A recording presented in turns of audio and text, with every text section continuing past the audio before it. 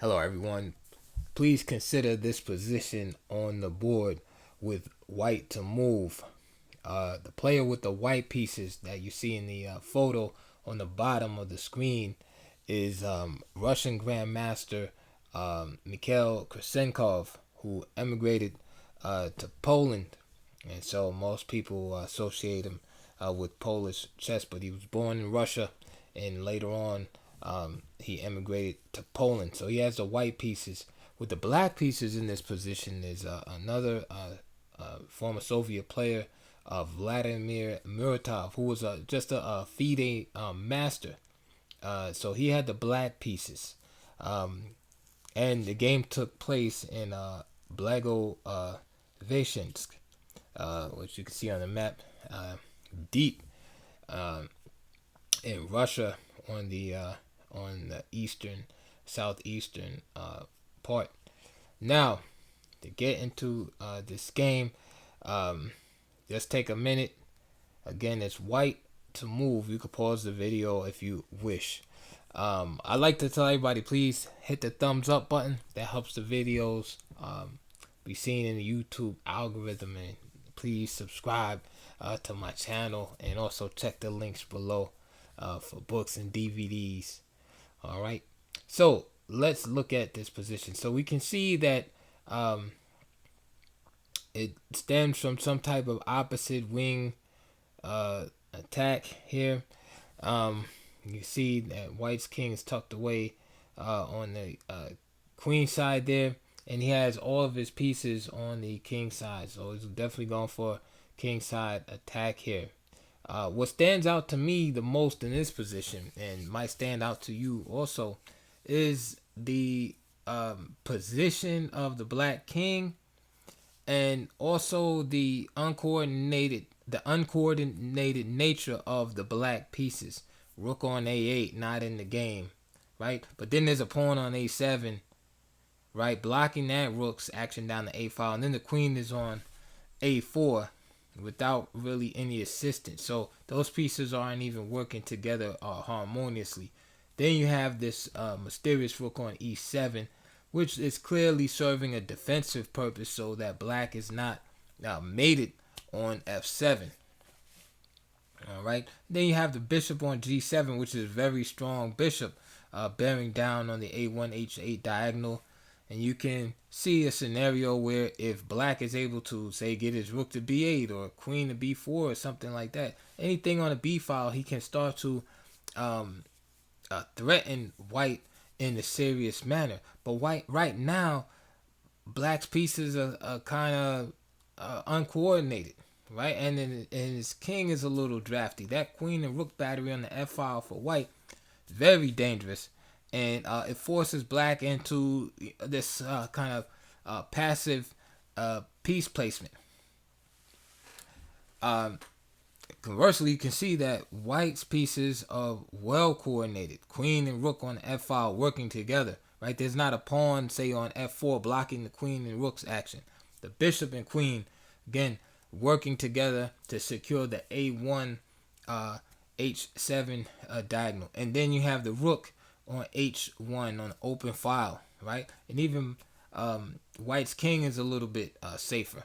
So you have all of these small things which accumulate, right, and when combined together give white a very nice advantage.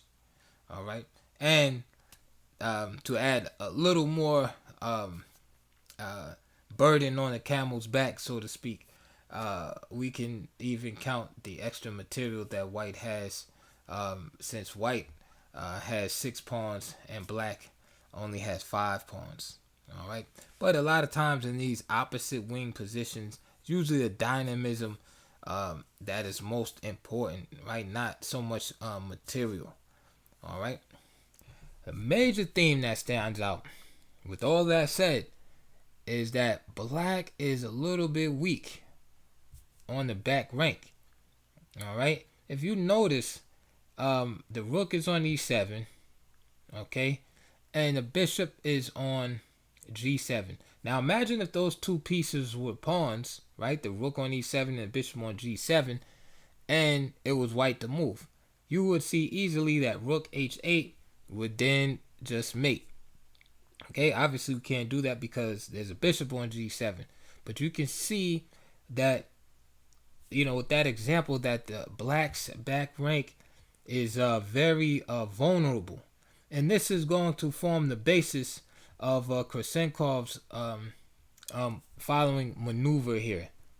All right, so Krasenkov, without further ado, with the white pieces, played the powerful move queen to f6. All right, and of course this is threatening checkmate in two moves with rook to h8. All right, and if bishop takes h8, then just simply queen takes h8, and it's going to be checkmate. All right. So Muratov is pretty much forced to capture. He plays bishop takes f6, g takes f6, and now you can see again what I was talking about, the threat on the back rank. Okay, now the rook is attacked on e7, and mate is threatened at the same time. But remember, white is down a queen. All right, so if black can get any type of breathing room here, white might find itself without compensation, full compensation for the queen. So this attack has to keep going for white. King e8 and bishop f5 from Krasenkov.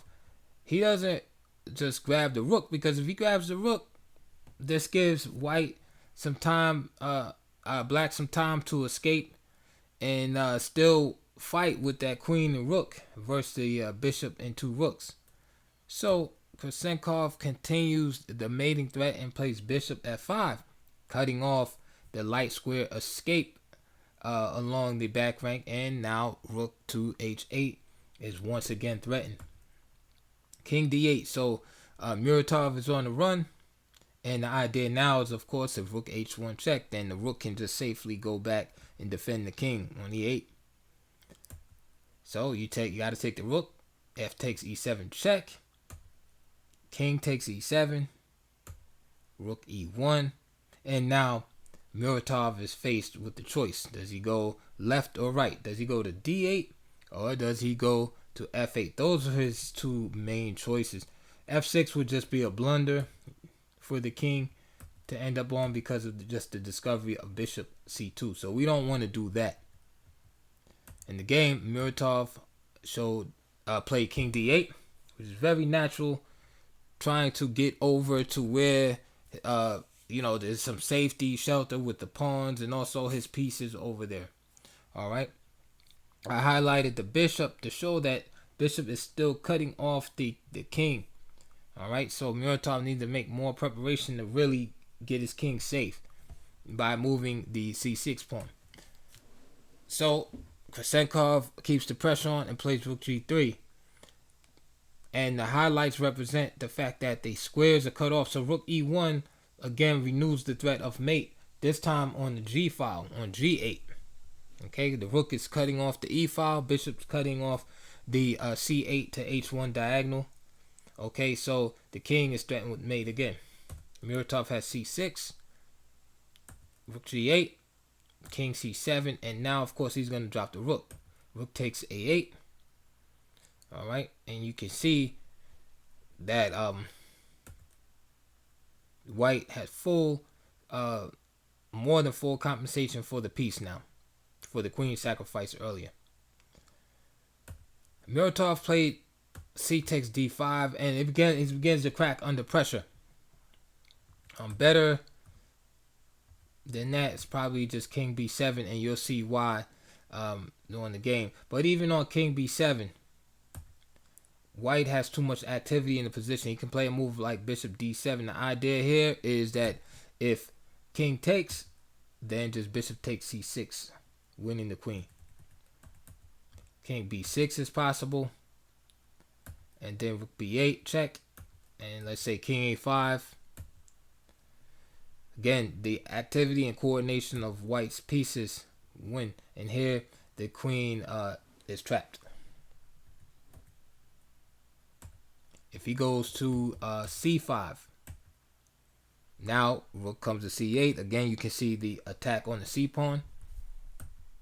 So king d5, check. King d4, attacking the queen. And black is probably lost here. Black can fight on, but king exposed. Two rooks, bishop against the queen, and even pawns.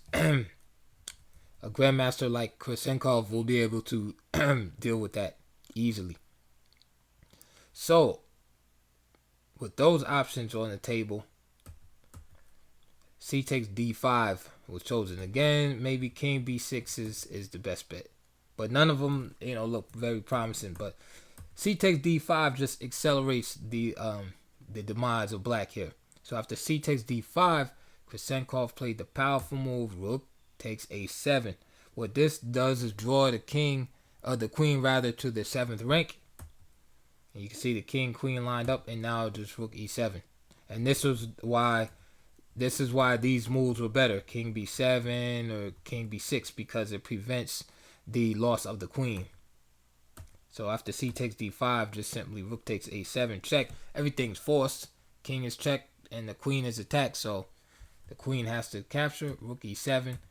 Now king b6, rook takes, king takes, and bishop h7, with the idea of picking up all those pawns on the light square. And here Muratov resigned.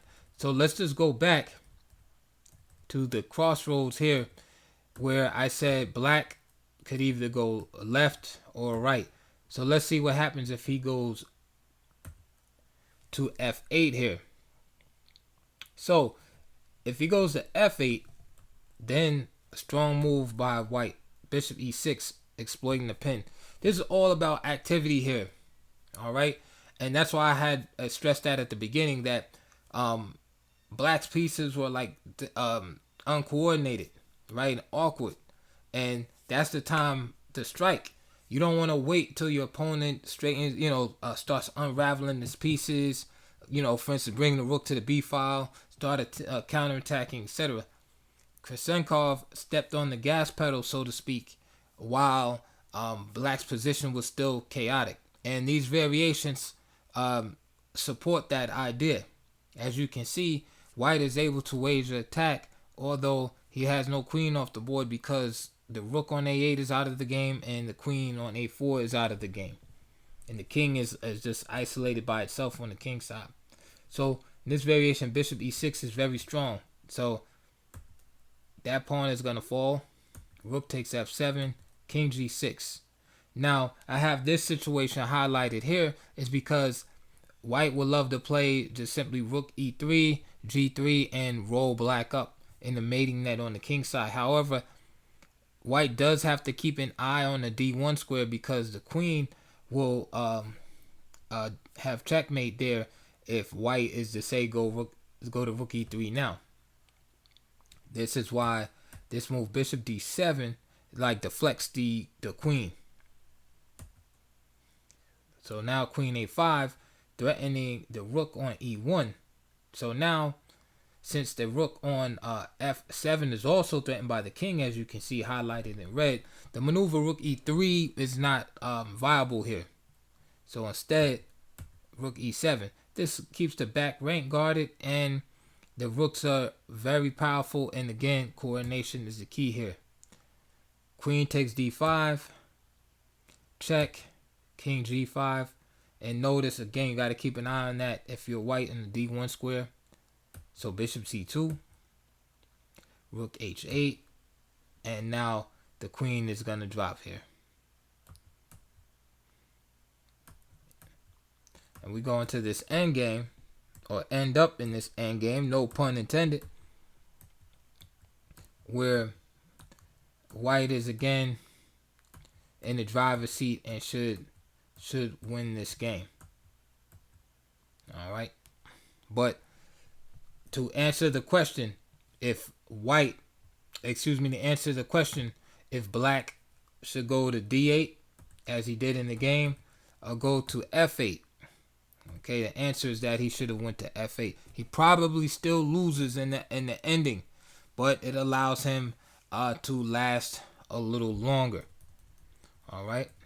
Just want to go back and look at one more idea. Beside Queen F6, Rook F H3 could have been played also with the similar idea of trying to mate on H8.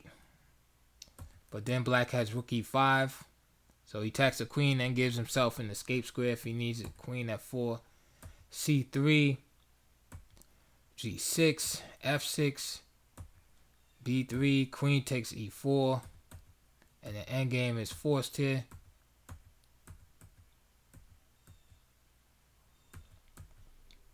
And here, white is only slightly better. It's negligible here.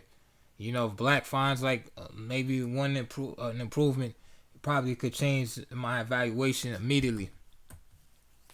All right, so it just goes to show you, you know, the depth and insight of Krasenkov's play, that he went with this move Queen F6. Because I'm sure he didn't see it all the way through, but he saw enough to make him feel intuitively that the sacrifice was sound. So that's a great example of some intuitive chess play, back rank mate themes, whatever the themes that we discuss, uncoordinated pieces, dealing with, you know, basically jumping on your opponent before he can get it himself ready. You know, it's kind of like if you're getting ready to get into a fight with a guy and he said, "Wait, let me take my t-shirt off." So while he has his shirt over his head, you just jump on him and beat him up. That's kind of what Krasenkov did here. While Black's pieces were all uncoordinated, Krasenkov jumped on him, and Black wasn't able to defend itself properly as a result. So that's a lesson you can take, is when you're playing, make sure that you pay attention to the coordination and harmony of the pieces. It's not good enough just to have them developed, but harmony is important. You can see here the difference between the white player Krasenkov and Muratov's pieces in this particular position. This game, or this position rather, can be found in the book Chess Middle Games by Laszlo Polgar. I don't know if you can see it. I'll move it around a little bit. So this is a fantastic book, and I recommend it to anybody. This is like, to me, this is like the Bible.